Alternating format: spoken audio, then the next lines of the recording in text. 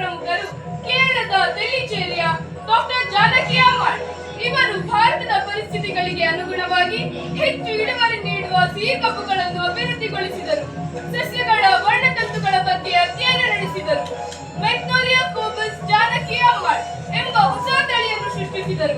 ಪದ್ಮಶ್ರೀ ಪ್ರಶಸ್ತಿ ಮತ್ತು ಸಸ್ಯಶಾಸ್ತ್ರದಲ್ಲಿ ಡಾಕ್ಟರೇಟ್ ಪದವಿ ಪಡೆದ ಮೊದಲ ಭಾರತೀಯ ಮಹಿಳೆಯಾಗಿದ್ದಾರೆ.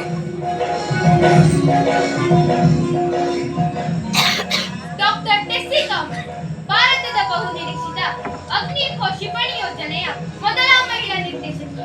ರಕ್ಷಣಾ ಸಂಶೋಧನೆ ಮತ್ತು ಅಭಿವೃದ್ಧಿ ಸಂಸ್ಥೆ DRDO ಇದರ ಮಹಾನ್ ನಿರ್ದೇಶಕಿಯಾಗಿ ಕಾರ್ಯನಿರ್ವಹಿಸಿದ್ದಾರೆ. ಇವರನ್ನು ಮಿಸೈಲ್ ವುಮನ್ ಎಂದು ಕರೆಯುತ್ತಾರೆ.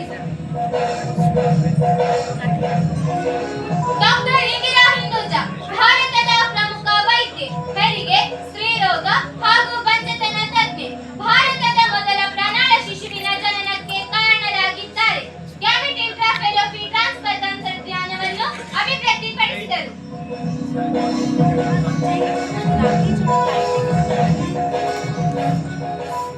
ಅಸಿಮಾ ಚಟರ್ಜಿ ಇವರು ಭಾರತದ ಜನಪ್ರಿಯ ಸಾವಯವ ರಸಾಯನಶಾಸ್ತ್ರಜ್ಞೆ.